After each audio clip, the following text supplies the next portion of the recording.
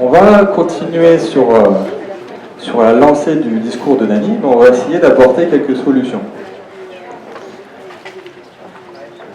Je vais vous présenter, je vais vous montrer qu'on va arriver à la fin d'un monde.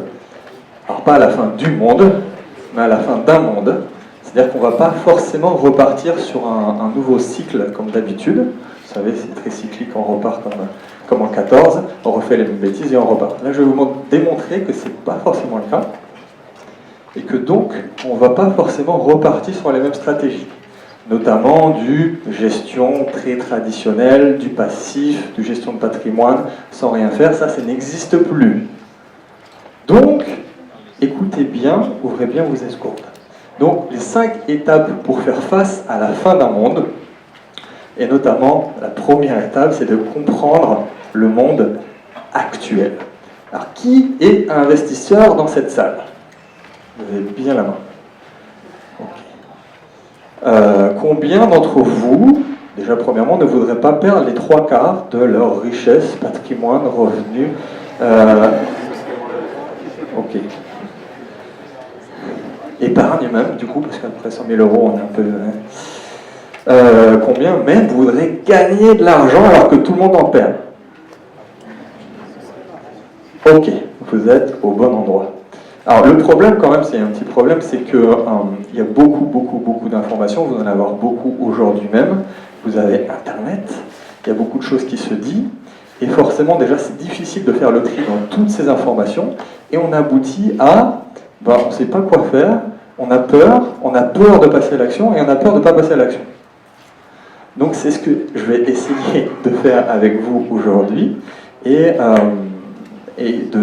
d'établir une stratégie en direct avec vous et d'apporter les solutions. Parce que Dany nous a dit que ça n'allait pas se passer bien, mais qu'est-ce qu'on fait?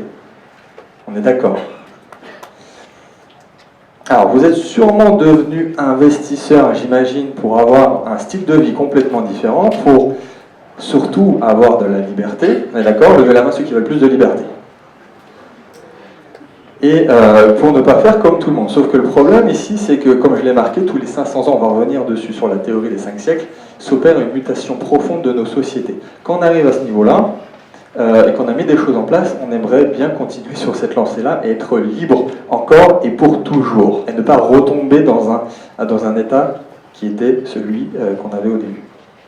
Donc c'est ce qu'on va faire aujourd'hui. Et pour vous dire, je vais même vous faire un petit cadeau avant de commencer, je voudrais vous offrir des livres à la fin dédicacés et des coachings, donc écoutez bien jusqu'à la fin, et on va travailler ensemble pour ceux qui veulent aller plus loin ensemble. Qui suis-je? Alors, est-ce qu'il y a des gens qui ont été amenés de force ici à ce séminaire? Merci Yosra, tu vas voir tout à l'heure quand tu vas passer. Donc pour refaire mon parcours rapidement, j'ai une formation d'ingénieur, j'ai fait des études maths sup, maths spé, d'ailleurs il y a quelqu'un dans cette salle qui a fait ses études avec moi, et donc à 18 ans, parcours très traditionnel, devenir ingénieur, et en parallèle, donc je me suis formé sur la finance, sur l'économie, sur le business, plein de choses qui ont fait que j'ai monté plusieurs startups, j'ai investi en immobilier, en bourse, et à 23 ans, je suis devenu rentier et libre financièrement. Donc ça, c'était pour vous faire la version courte. Et on va attaquer. Est-ce que vous êtes prêts? Ok. Vous êtes sûr? Okay. On va commencer doucement mais sûrement. On va parler des choses qui se sont passées au mois d'août, notamment, parce qu'il y a eu plein de choses à dire, il y a plein de choses qui se sont passées au niveau géopolitique, au niveau économique. Donc c'est vraiment tout frais. D'ailleurs, je rajoutais perpétuellement des nouvelles choses sur ma présentation, même hier soir, pour tout vous dire. Donc, pourquoi cette année, je dirais même plus, cette fenêtre de tir 2019-2023 est intéressante pour nous? Pourquoi il y a des fondamentaux à maîtriser?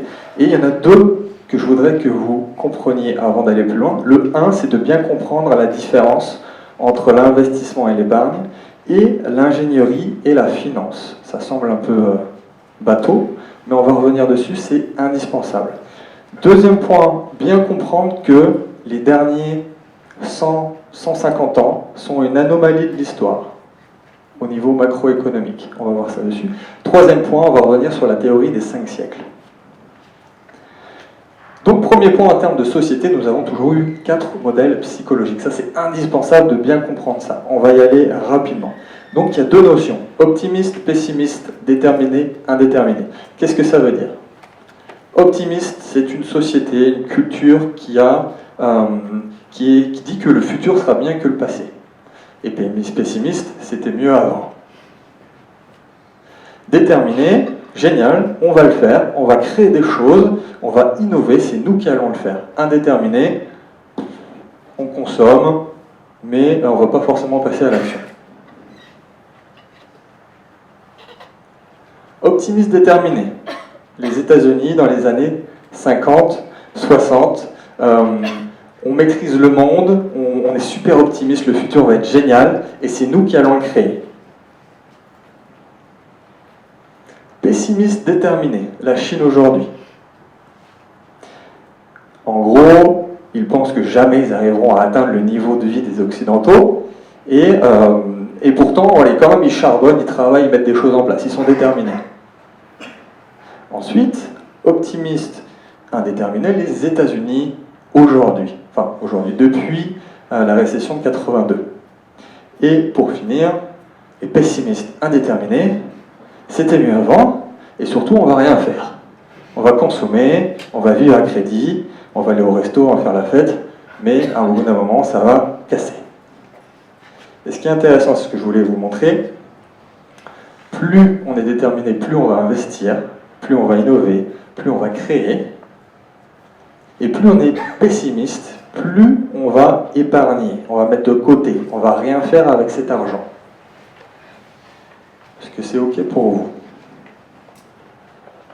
Donc je vais vous lire juste une petite phrase pour conclure sur cette partie-là qui est indispensable à bien comprendre, notamment sur l'aspect ingénierie et finance qui sont complètement différents. La finance incarne la pensée indéfinie parce que c'est le seul moyen de gagner de l'argent quand on ne sait absolument pas comment créer de la richesse. De brillants diplômés se dirigent vers Wall Street précisément parce qu'ils n'ont aucun plan de carrière valable. Personne, à aucun moment, ne sait que faire de cet argent dans l'économie réelle. L'argent est plus précieux que tout ce que l'on pourrait en faire en réel. Donc, finance, ingénierie, épargne, investissement. Indispensable à comprendre. Deuxième point, le monde et son économie. Alors je vous laisse regarder quelques secondes. Tout ça pour vous montrer que depuis des millénaires, l'économie mondiale a toujours respecté une certaine proportion dans la richesse. Une certaine proportion, par exemple la Chine a toujours eu 25% à peu près de la richesse mondiale. Mais les 100-150 dernières années, il y a un truc qui s'est passé qui fait que, notamment l'hégémonie des États-Unis, il fait que ça n'a pas vraiment respecté ce qui se faisait avant depuis des millénaires. Donc, il faut en être conscient pour comprendre ce qui va se passer, et notamment le rétablissement de cet ordre au niveau mondial.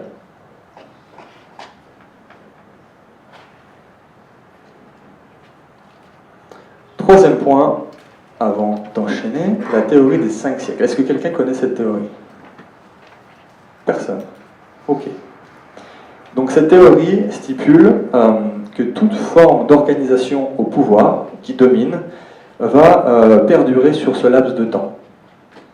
Et qu'après, bien qu'elle soit la plus puissante, bien qu'elle soit au pouvoir, bien qu'elle soit indétrônable du point de vue des personnes qui sont à ce moment-là, elle va s'écrouler. L'Empire romain, les rois, les seigneurs, l'Église, et aujourd'hui, l'État-nation, le gouvernement. On va revenir dessus, parce qu'on arrive en fait à la fin d'un cycle de 500 ans. Est-ce que c'est bon pour vous?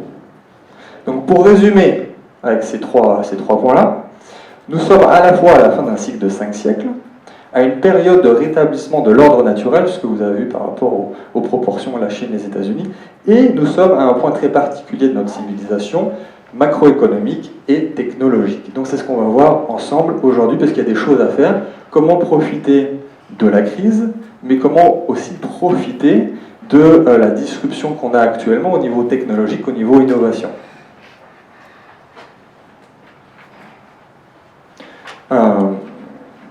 trouver des opportunités en fait dans les deux tout simplement, et pour ceux qui veulent aller un tout petit peu plus loin sur cette première partie qui était purement géopolitique simplifiée à l'extrême, économie simplifiée à l'extrême, je vous conseille tous ces bouquins.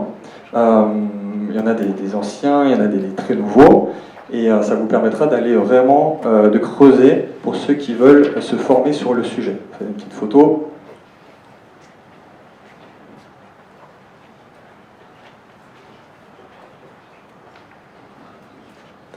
Allez, on y va. Alors on va pas argumenter encore une fois parce qu'avec Dany, vous l'avez très bien fait.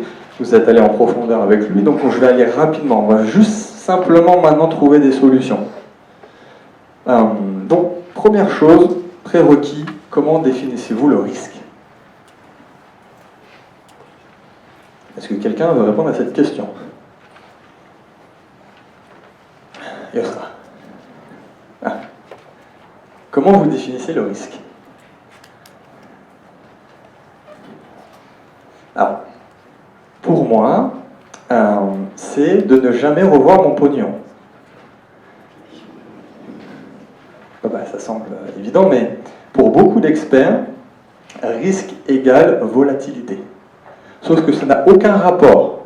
Pourtant, il y a énormément de spécialistes, d'experts qui bâtissent leur portefeuille, ou le portefeuille même de leurs clients, en se disant que risque égale volatilité et qu'il ne faut surtout pas de volatilité. Sauf que c'est complètement faux, c'est des conneries. C'est-à-dire que, par exemple, qui a des obligations françaises dans cette salle, en portefeuille? Pas bien. Pas bien du tout. Par exemple, voilà, tout le monde se dit « Oh, regardez, les obligations françaises, c'est génial, ça ne bouge pas, le prix, il est là. » C'est normal, c'est la Banque Centrale Européenne qui fixe le prix.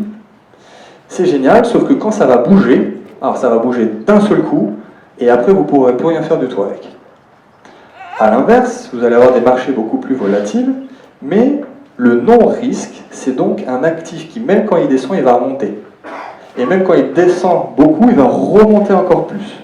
Donc c'est tout à fait ok d'être volatile, et donc on va essayer de ne pas construire un portefeuille type obligation française, c'est-à-dire un truc qui ne bouge pas, mais qui est très dangereux. C'est pas volatile, mais c'est très dangereux d'avoir des obligations françaises. Mais d'avoir un portefeuille qui peut être volatile, mais qui est très sûr, qui est très sécure. Est-ce que ça vous va?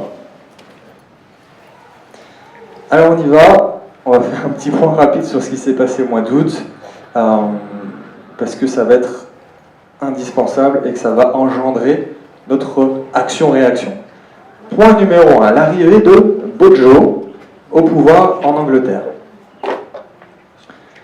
Alors, pour rappel, donc le Brexit, ça fait à peu près 3 ans maintenant qu'ils en sont, ils galèrent un peu les Anglais, et notamment avec l'ancienne ministre Theresa May, qui n'a absolument pas trouvé un accord entre l'Europe et le UK, et qui est parti par la petite porte. Et donc Boris Johnson est arrivé, sauf que Boris Johnson, il vient d'un parti qui est un fervent du Brexit, et même plus que ça, il veut un Brexit sans accord.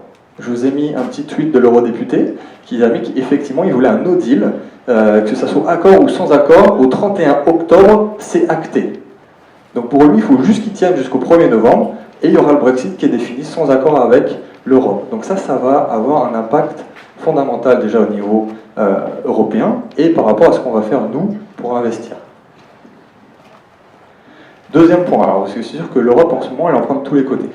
Donc il y avait déjà les UK, là l'Italie. Donc la dissolution de l'Assemblée nationale par Matteo Salvini, qui est un monsieur d'extrême droite, mais qui a clairement expliqué que l'Europe était un frein pour l'Italie. Donc un superbe slogan Basta Euro, avec la tournée Basta Euro. Et donc ça, voilà, politiquement, on va pas en parler, mais la politique a un impact sur l'économie. Troisième point, les dernières déclarations de la Fed et de la BCE. Déclaration de la Fed. Oui, nous baissons les taux directeurs de 0,25%, mais rassurez-vous, l'économie va bien. Il s'agit simplement d'anticiper des chocs externes probables dans le futur. Ok les gars. Donc premièrement, si l'économie va bien, il n'y a aucune raison de baisser les taux. Et deuxièmement, c'est encore plus ésotérique, si je puis dire, de baisser en prévention d'une attaque dont on ne sait pas qu'elle va arriver, ni de qui.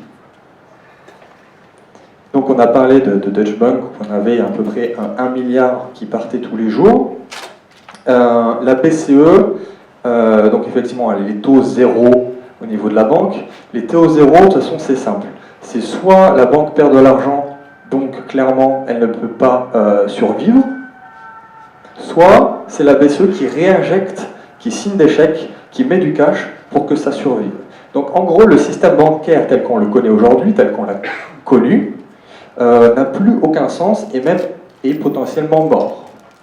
Taux zéro, et ainsi de suite. Donc c'est ce qu'a dit la BCE. Et par exemple, ce qui s'est passé il y a quelques mois, un crash assez violent, donc 20% à ce niveau-là, c'est assez violent, et on a donc le big boss de la Banque centrale des États-Unis, Jérôme Powell, qui a sorti le chéquier, qui a réinjecté des fonds mais exorbitants, et qui a fait repartir le marché, sur la base de rien, de que dalle. Donc ces gens, en gros, sont payés pour nous mentir, et pour nous, c'est pas bon signe du tout. Donc qu'est-ce qu'on va faire au niveau de cette crise? Parce qu'il y a beaucoup d'opportunités. Alors vous pouvez prendre une petite photo de celle-là. Un petit point sur la livre sterling, parce que beaucoup, le Brexit, c'est normalement c'est l'Angleterre qui va s'en prendre plein la gueule. En fait, c'est l'inverse. Maintenant, on a 3 ans de recul. On sait en fait très bien que c'est l'Europe qui va en pâtir et pas forcément les UK. Au contraire. Donc, on a parlé des obligations françaises. Je vous ai expliqué le principe de la modalité. Enfin, ça n'a aucun sens.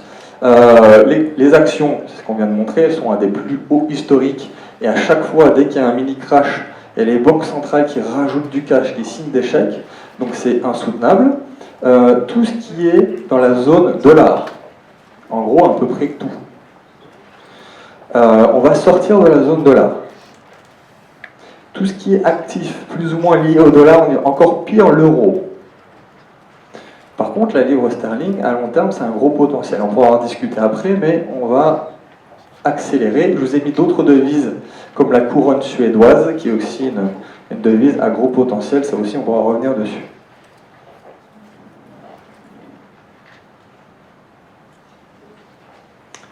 Deuxième constat, qui parle mandarin ici.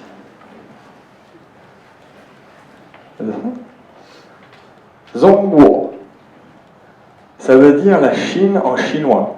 Mais surtout, ça veut dire l'empire du milieu. Le milieu, l'empire.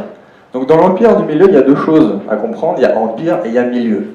Donc pourquoi milieu? Parce que pour les Chinois, depuis toujours, depuis le début de la civilisation chinoise, la Chine est au centre du monde, le milieu. Ce qui même géographiquement pourrait s'expliquer, hein, entre les montagnes, entre les déserts, entre l'océan. Donc ils sont au milieu du monde, et c'est un empire. Mais comment un empire peut fonctionner sur la monnaie d'un autre empire? Donc il y a un problème, surtout qu'on a vu tout à l'heure qu'il y avait une incohérence sur les 100-150 dernières années. On est OK. Donc, il y a un petit problème, comme on l'a vu, la prédominance du dollar dans la zone Asie. Donc qu'est-ce qu'ils vont faire? Qu'est-ce qu'ils ont déjà mis en place, les Chinois? Un plan d'action qui remonte depuis 2008, 2009, 2010, avec pour principe une monnaie très très forte. C'est un modèle assez darwinien, c'est-à-dire qu'une monnaie forte va forcément tuer les entreprises faibles, ce qu'on appelle les entreprises zombies, c'est-à-dire qu'on a à peu près en France 10% d'entreprises zombies, c'est-à-dire qu'elles ne devraient pas exister mais qui perdurent grâce au système. En Italie, on a 20% d'entreprises zombies. Mais en Chine, ça ne marche pas, c'est-à-dire que tous les canards boiteux, ils s'enlèvent naturellement par le système. C'est-à-dire qu'une monnaie très forte, une austérité dans les entreprises, dans un seul but, dédollariser l'Asie. Donc ça fait à peu près 10 ans qu'ils sont là-dessus. Et ce qui est très malin, là où ils sont très malins les Chinois, c'est que ce n'est pas un plan d'action à 6 mois, 1 an, 2 ans, 3 ans, comme on voit chez les politiques, c'est que c'est un plan d'action sur au moins 20 ans. Et c'est une stratégie très, comment dire, qui n'est pas du tout dans le conflit, c'est très paisible. Et ça, les Américains, ils n'aiment pas. Et ils sont très dans le conflit, les Américains, et là, ils ne peuvent rien faire, en gros. Parce que c'est un plan d'action sur 20 ans, il n'y a aucun conflit. Donc, ils sont très intelligents, et en fait, avec la dédollarisation de l'Asie, ils se déconnectent, en fait, du système monétaire mondial. Ils créent leur propre zone, avec, évidemment, les autres monnaies asiatiques qui seront corrélées, en fait, au yuan. Et ça, c'est un petit graphe qui vous montre, en fait, depuis qu'ils ont décidé, ok, c'est notre plan d'action, on va faire ça, on va faire la nique aux Américains, mais surtout, là, vous avez les 5-6 grandes monnaies asiatiques, et la volatilité qui a baissé de 3/4 par rapport au yuan. Donc, ils sont en train d'atteindre la dédollarisation de la région, et ça commence plutôt à être bien géré, tranquillement, vu que ça fait 10 ans, et ils ont créé leur zone. C'est le début. Ils sont en train de le mettre en place. Donc, pour nous, investisseurs européens, on va investir dans le yuan, dans les obligations chinoises, ça revient au même en fait d'investir sur le yuan, mais pour ceux, voilà, on ne va pas faire une définition de l'obligation, mais si vous investissez au niveau du yuan et une obligation chinoise, effectivement c'est le pays en fait qui établit l'obligation, et là certes c'est pas très volatile, mais c'est très sécure. Donc vous n'allez surtout pas sur les obligations en euros, mais vous allez partir sur les obligations chinoises, et évidemment du yuan. Je vous ai mis aussi le yen qui est au Japon, on ne va pas faire une parenthèse là-dessus. Donc acheter du yuan, acheter des obligations chinoises, parce que le prochain bull market sera en Asie, avec une croissance très pérenne, très sûre, et ça se passera là-bas, tout simplement. Troisième constat, on est toujours dans la partie crise, les métaux précieux. Alors on va aller très vite, parce qu'on est juste derrière, on a Jean-François qui va nous faire une excellente présentation sur le sujet. On va parler surtout d'un métal, l'argent. Parce que l'or va augmenter, ça c'est certain, mais l'argent va monter en flèche. Alors je vais vous donner 8 points en 1 minute pour vous montrer pourquoi moi j'ai investi beaucoup sur l'argent. L'argent augmente tous les ans. À chaque crise, l'argent fait mieux que l'or. Ça c'est véridique à chaque fois. Le marché du photovoltaïque explose et l'argent est utilisé dans les compositions. C'est-à-dire que depuis 2017, où on avait une demande de 0 en photovoltaïque, depuis 12 ans, ça a explosé. Et il y a même une loi qui va passer en 1er janvier 2020 en Californie, qui dicte que tous les immeubles de plus de 2 étages devront avoir du photovoltaïque sur le toit. Aujourd'hui, c'est 9%. Au 1er janvier, ça sera 100% des immeubles en Californie. 4e point, le stock des Chinois ne fait qu'augmenter tous les ans depuis 20 ans. 5e point, la demande d'argent dans le secteur de l'automobile. Parce que oui, véhicule électrique, véhicule vert égale argent-métal. 6e point, parce que l'extraction minière diminue depuis la 5e année consécutive. Ce qui n'est pas le cas pour l'or. On pourrait croire que oui, l'or ça diminue, mais en fait on trouve toujours des stocks. L'argent, non, ça fait 5 ans que ça diminue sur l'argent-métal. 7e point, alors ça devient intéressant. L'argent est sous-évalué et manipulé. C'est le seul métal qui est en dessous de son plus haut en 1980. C'est sous-évalué et c'est manipulé. 8e point, qui est peut-être le plus important pour moi, c'est un marché tout petit, minuscule. C'est plus petit que ce que vous imaginez. En 80, ça représentait 0,2% de la richesse mondiale. Aujourd'hui, c'est 0,02% de la richesse mondiale. Conclusion pour nous. Ça commence à avoir une tête plutôt sympathique. Donc, vu que le marché est manipulé, que le marché est tellement petit qu'il faudrait en fait très très peu de fonds, surtout des fonds institutionnels, qui rentrent sur l'argent métal pour que ça explose, sachant qu'il est sous-évalué et manipulé. Donc oui, celui-là, vous pouvez faire une photo parce qu'on va passer à la partie 2. Là, ruée vers l'or. Alors, on a parlé des choses qui n'allaient pas bien, maintenant on va parler des choses qui sont plutôt sympathiques. On va continuer notre programme Fin d'un monde et on va parler de choses plus réjouissantes. Pour votre culture générale, combien faut-il de temps pour doubler le savoir, la connaissance de l'être humain? Les membres de mon mastermind et ceux qui étaient là en mai, ne répondez pas s'il vous plaît. Combien faut de temps? Alors il y a des études qui ont été démontrées, c'est pas moi qui ai inventé ça. Il y a des études depuis 82, des études de David Russell Schingling, de Buckminster Fuller, Il y a IBM qui a ressorti une étude là-dessus. Combien il faut de temps pour doubler le savoir de l'humanité? Combien? 2 mois? Plus, moins? Plus, moins?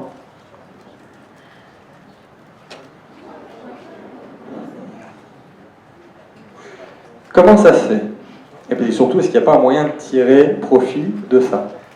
Parce qu'en gros, là, pour faire simple, on est au tout début de l'exponentielle en termes d'innovation, de pure technologie. Rappelez-vous la théorie des 5 siècles. Bref. Donc il y a des opportunités, et tout ça pour vous dire qu'actuellement, il y a la croissance de 5 secteurs disruptifs en même temps. 5, c'était jamais arrivé dans toute l'histoire de l'humanité. Au mieux, on en a eu 3. Là, en 1900, on a eu le téléphone, l'automobile, l'électricité. Alors, qu'est-ce que ça veut dire déjà un secteur d'innovation disruptive? C'est une transformation technologique qui se présente sous un nouveau produit ou service et qui change radicalement l'industrie et la civilisation en créant bien plus de praticité, de simplicité, tout en baissant drastiquement les coûts. Donc là, on en a 5 en même temps, ce qui n'était jamais arrivé dans l'histoire de l'humanité. On a eu dernièrement l'ordinateur, puis après, quelques années, décennies après, on a eu Internet. Et en gros, c'est vraiment plusieurs milliards, même des milliers de milliards de capitalisations qui arrivent en même temps sur ces secteurs d'innovation. Je vous les montre.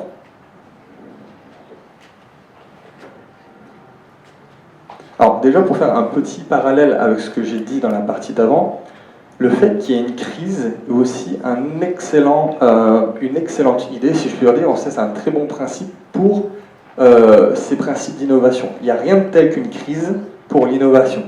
C'est le principe de la destruction créatrice. Donc d'un côté, c'est la merde, et de l'autre, on a ça.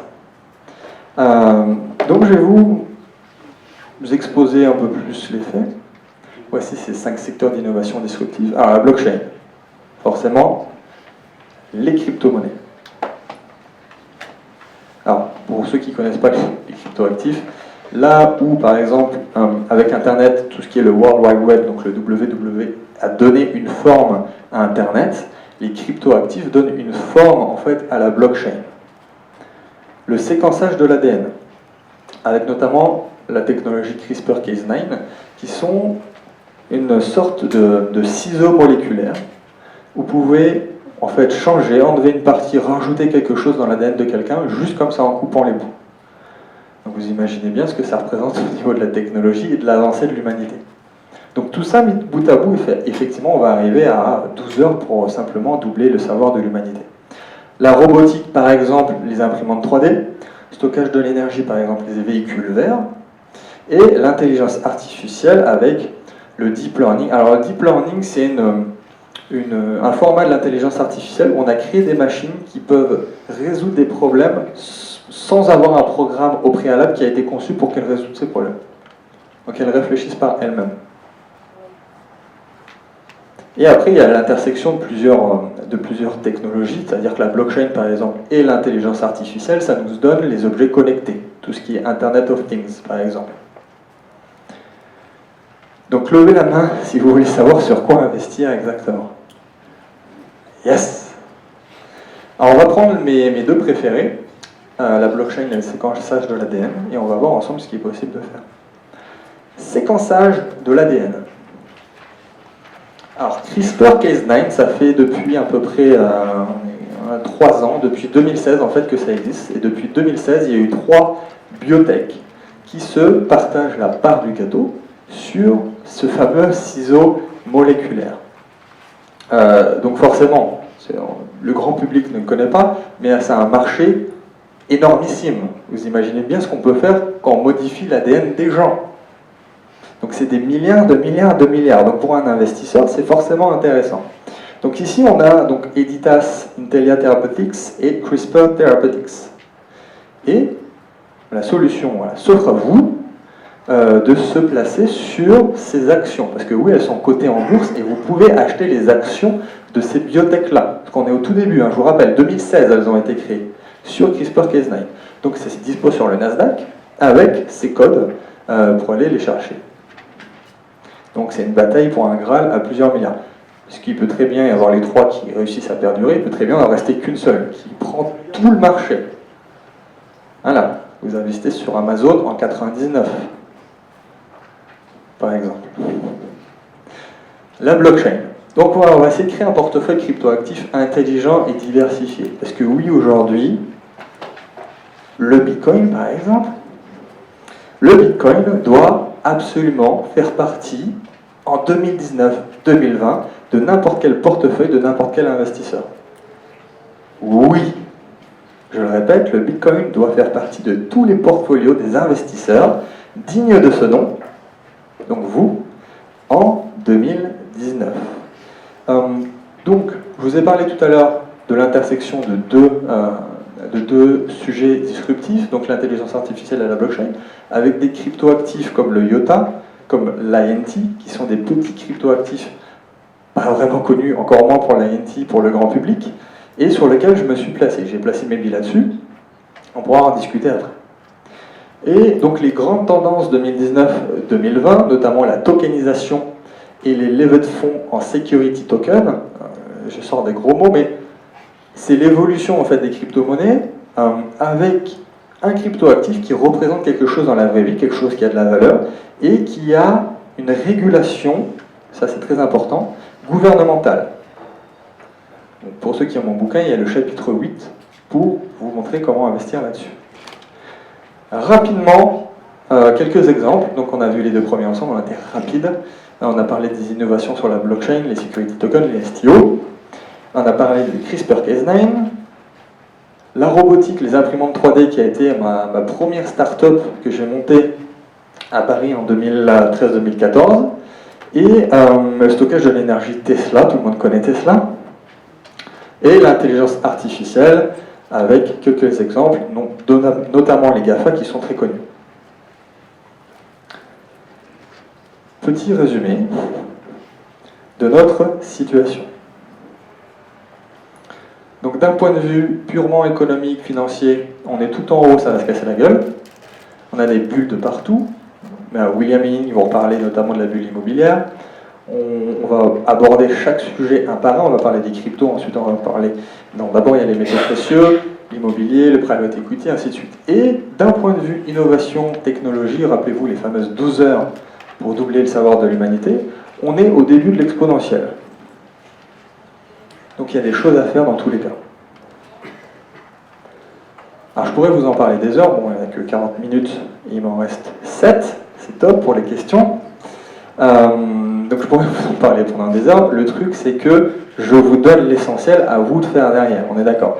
Donc ceux qui veulent passer à l'action, avoir une vraie stratégie, aller chercher comment on fait, où on le fait, je vais vous le dire rapidement, juste dans le dernier slide. Et je vous invite à rejoindre ma nouvelle formation en ligne que je sors aujourd'hui officiellement pour vous accompagner, pour maîtriser le savoir-faire et le mettre en œuvre immédiatement, maintenant, de suite, pas demain, parce que le temps presse. Alors, évidemment, ce n'est pas du catastrophisme gratuit, on est d'accord. Dany l'a très bien expliqué. Mais voilà, encore une fois, ceux qui possèdent l'information et qui sont capables de le mettre en œuvre sont simplement ceux qui vont attirer la richesse dans les années à venir.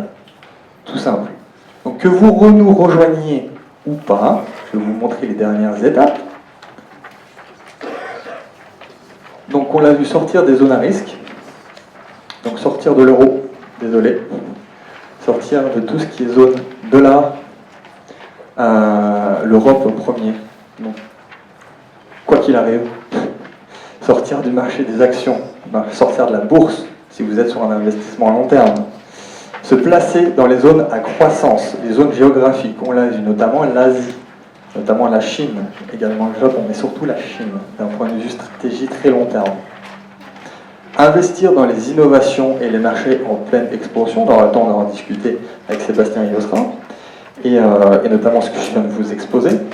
Et surtout, ce que je disais au début, le fait d'investir passivement, et comme je l'avais dit à Kevin sur Instagram, le fait d'avoir une stratégie passive, c'est comme vouloir nager avec les poissons, alors qu'on sait très bien qu'il y a un chalutier qui va passer très bientôt.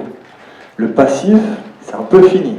Donc, par rapport à votre plan d'action dans les 5 prochaines années, et encore plus dans les 2050 par exemple, il faut avoir un suivi régulier et ajuster et pivoter la stratégie. Est-ce que vous avez des questions?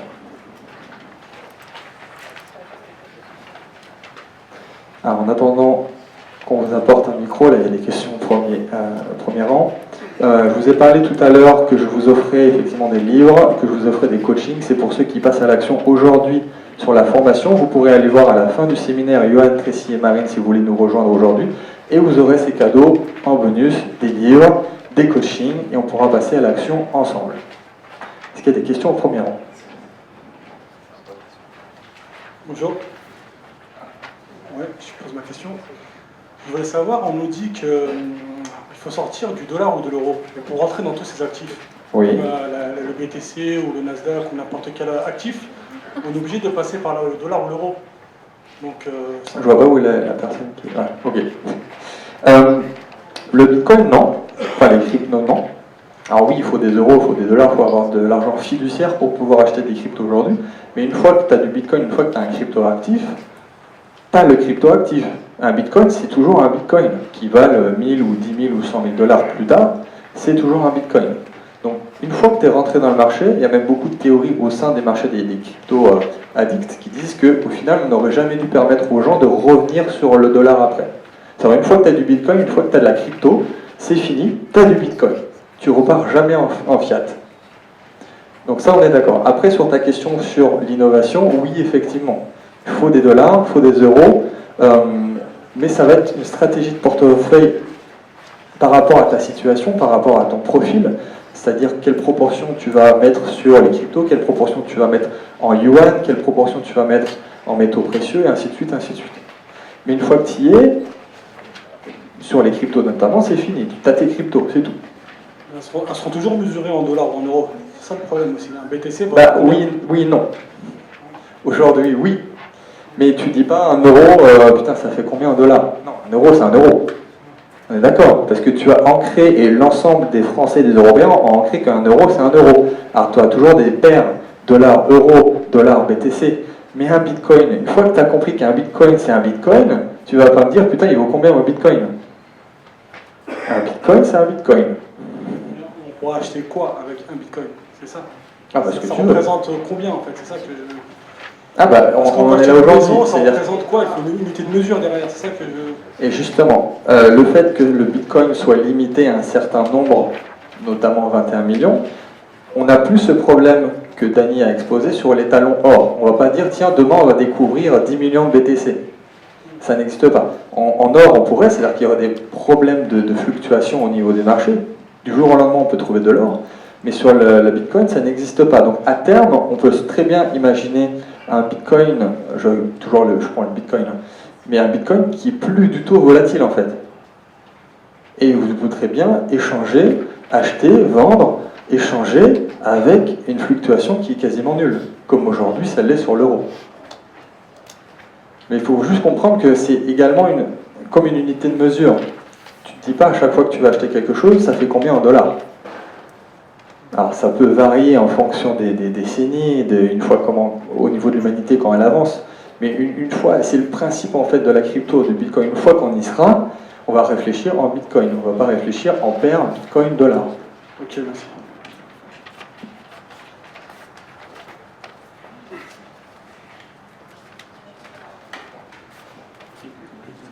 Oui, bonjour, vous dites que la quantité d'informations ou de science double tous les 12 heures. Je crois que le nombre d'articles scientifiques ou de brevets déposés par l'entreprise ne double pas tous les 12 heures. Vous parlez des données Facebook, ça n'a aucune valeur. Non, c'est pas ça. Alors, je pourrais te redonner effectivement les différentes les livres là, que je t'ai mis au début. On va y arriver.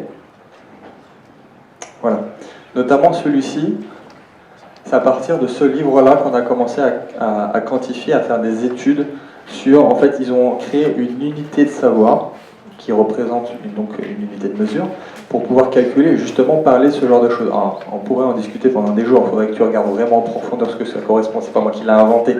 Mais clairement, non, c'est pas simplement Facebook ou des informations qui ne servent à rien ou des chats tout mignons sur Facebook, c'est pas ça.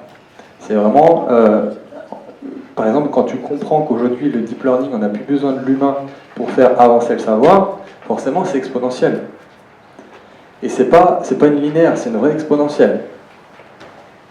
Donc tout ça mis bout à bout, c'est-à-dire que la blockchain va rajouter de la rapidité, de la sécurité, de la confiance, baisser drastiquement les coûts. Quand on rajoute l'intelligence artificielle, quand on rajoute tout ce qu'on a vu ensemble, tout ça lié va faire qu'effectivement, déjà on n'a plus besoin de l'humain pour créer du savoir, et c'est exponentiel du fait que justement on en est là.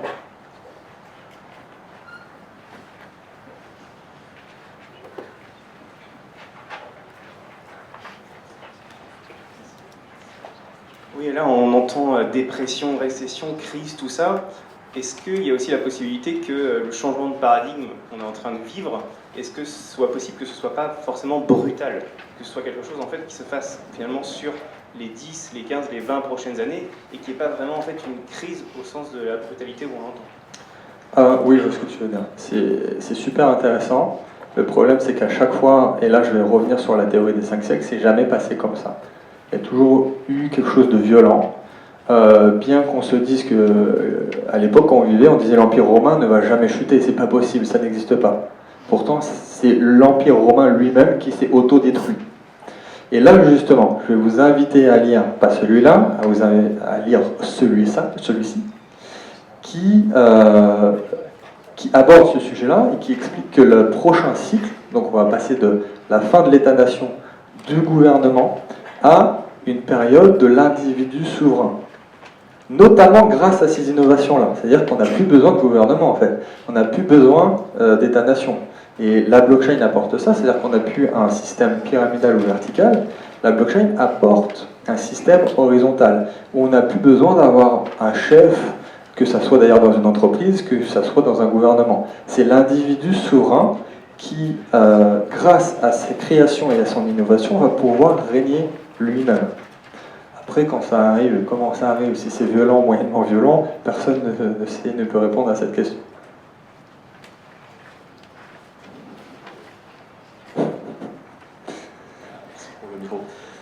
Merci François. Moi j'avais une question à te poser. Comment tu perçois la technologie quantique? Moi dans mon secteur, aujourd'hui on commence à réfléchir à des systèmes qui puissent être quantum ready. Donc est-ce que tu penses que ça rentre peut-être dans les 5 points que tu pensais se Je ne pense pas que ça soit dans les 5 prochaines années, surtout que c'est justement le quantique qui est la seule possibilité qu'on puisse hacker une blockchain, c'est le quantique. C'est-à-dire que personne ne peut hacker la blockchain aujourd'hui, à moins de maîtriser 51% de la ressource mondiale, mais justement, vu que c'est un réseau mondial, personne ne peut aller toquer à la porte de quelqu'un et prendre les 51%. Donc le quantique, par contre, peut permettre ça, de hacker la blockchain. Donc je ne pense pas que ça soit dans les 5 prochaines années. Non, pas du tout. Mais est-ce que toi, tu as détecté des entreprises qui aujourd'hui travaillent sur ces domaines, parce qu'il y en a, et oui, tu donneras un conseil d'investissement, puisque là, c'est la techno de demain de toute manière. Je me suis pas placé sur le quantique, mais effectivement, que ça soit d'ailleurs sur l'intelligence artificielle, que ça soit la blockchain, à chaque fois on entend parler du quantique. Systématiquement. Parce qu'il y a toujours des personnes qui cherchent soit à aller plus loin sur le niveau-là, soit justement à essayer de disrupter les disruptions. De se dire comment on va faire pour qu'on va disrupter la blockchain alors qu'elle n'est pas encore forcément là partout. Mais oui, c'est un marché porteur, mais vu que personne ne le maîtrise et que ça n'a pas encore d'utilité pour le grand public et même privé, je n'ai pas parlé et je ne me suis pas encore placé. Mais excellent sujet. Allez, encore 2 questions. Bonjour, je voulais savoir, tout à l'heure tu disais qu'il fallait sortir de la zone euro et de la zone dollar. Donc je voulais savoir si, pour ceux qui ont des portefeuilles boursiers avec des actions en euros et en dollars, s'il faudrait liquider ces portefeuilles-là. Oui. Et savoir ce qu'il y en est de Crypt, Intelia et Editas qui sont quand même des portefeuilles en dollars. Donc qu'est-ce qu'on fait dans ce cas-là? Exactement. C'est pour ça que j'ai mis en 5e étape de pivoter à chaque fois. C'est-à-dire que là, je me suis retiré des marchés boursiers. Mais ça ne veut pas dire qu'une fois quand ça va péter, qu'on va avoir une vision, on va dire, plus claire de où on met les pieds, à ce moment-là, je vais dire, ok, là, je remets mes billes sur ces actions, sur ces entreprises. D'ailleurs, s'il y a toujours le dollar, s'il est là ou s'il n'est pas là. L'euro, je ne sais pas s'il n'y a pas forcément beaucoup de chances qu'il soit là encore là dans 10 ans. Toi. Il y aura une autre forme, il y aura une autre zone. Le principe d'avoir, comme on a connu jusqu'à aujourd'hui, une seule entité, le dollar qui maîtrise toute la planète, c'est un système qui permet beaucoup plus de facilité dans les transactions, mais on appelle ça un système fragile, parce qu'il y a une seule entité. Ça, c'est le hasard sauvage de Taleb. Par contre, si on se retrouve avec un système, c'est ce que je pense, avec 3 zones, la zone de l'Asie, la zone de la suite du dollar, et je ne sais pas ce qui se passe au niveau de l'euro, de ce qui va remplacer l'euro, si c'est l'évolution de l'euro, on aura 3 zones, alors ça va donner plus de friction, ça sera moins rapide dans les échanges. Par contre, c'est un système antifragile. Ce sera beaucoup plus fort, beaucoup plus impactant, parce qu'on a plusieurs acteurs en fait. On n'a pas un seul acteur qui maîtrise tout. Donc c'est le système antifragile, je pense, qui va se mettre en place de plusieurs zones mondiales avec différentes devises, et on va pouvoir repartir sur un marché comme ça plus serein. Ça, on va dire, c'est la version plus optimiste. Après, si c'est vraiment ultra violent, on va peut-être être à la fin du cycle des 5 siècles. La squash. Tu avais parlé de diversifier dans d'autres devises comme le yuan ou couronne suédoise, ouais, ou d'autres, le dollar Singapour peut-être. Comment tu diversifies? Tu utilises un compte Revolut pour acheter des devises ou bien il y a plein de possibilités. Ou une banque multidevise hors de l'Europe? Il y a plein de possibilités, c'est ce que j'explique dans la formation. Et également pour l'obligation chinoise, plutôt ouais. Obligation chinoise, yuan Le plus simple, c'est l'obligation chinoise. Il faut savoir que le marché asiatique et notamment chinois s'est ouvert seulement depuis 3-4 ans. Il y a seulement 2% des fonds en Asie qui sont des fonds étrangers. 98% des fonds en Chine sont chinois. Alors t'imagines bien qu'aux États-Unis, c'est pas du tout le cas, quoi. Il y a énormément de fonds étrangers, donc ça fait très peu de temps qu'ils se sont ouverts. Tout ça pour te dire que c'est très compliqué normalement pour un Européen de se placer sur le marché chinois, que ce soit des yuan ou des obligations. Il faut déjà les sélectionner, ensuite il faut pouvoir acheter, et toutes les plateformes qui vous permettent d'acheter des actions, des assurances vie, des machins, elles peuvent le proposer, mais vu qu'elles n'ont pas envie de le proposer, elles mettent des tarifs exorbitants pour pas te placer. Donc où aller la chercher, quoi choisir, c'est ultra important. Donc ça c'était pour les yuan et les obligations chinoises. CNY, c'est OK? Oui, enfin, oui. Après, si tu veux vraiment te placer sur des devises et que ça soit simple, le Revolut, ça peut être le plus simple, parce que tu as un marché gigantesque de devises que tu peux prendre. Après, il y a la version très traditionnelle, tu ouvres un compte dans le pays, tu achètes les machins, tu achètes tes devises. L'avantage de Revolut, c'est en plus, ils ont leur compte, enfin, ils ont leur entreprise en Grande-Bretagne. Donc en plus, ça nous arrange, parce qu'on va avoir la livre sterling qui va prendre de la valeur, et Revolut est là-bas. Donc ça, c'est la version la plus simple. Mais tu peux très bien aussi même acheter des billets et les mettre sous ton matelas. Moi, c'est un peu chiant. Donc soit tu prends Revolut, soit tu prends un compte, soit tu prends des obligations chinoises qui représentent des yuan. Donc il y a plein de possibilités. Soit tu cherches la facilité, soit tu cherches à sécuriser et aussi à diversifier. Et quelles seraient les 5 principales devises que tu conseilles? Il faut regarder dans l'information. Ça va dépendre aussi de ta proportion du capital que tu veux investir, de pourquoi aussi tu veux investir. Ou alors qu'est-ce que tu penses de franc suisse, couronne suédoise? Franc suisse, j'ai fait une petite analyse, je ne suis pas forcément super fan. Ça peut être le yuan, le yen, ce qu'on vient de dire, la livre sterling, la couronne suédoise, et il faudrait voir une 5e.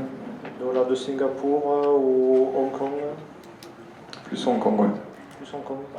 On dit que le Singapour, c'est un peu la Suisse asiatique. Oui, mais justement derrière les francs suisses, je ne suis pas forcément super fan par rapport à ce que ça pourrait donner. Mais bon, il faudrait une vraie analyse poussée pour te montrer en fait les critères que je regarde pour investir sur une devise. Il y en a 4-5 en fait. Merci à vous. Merci.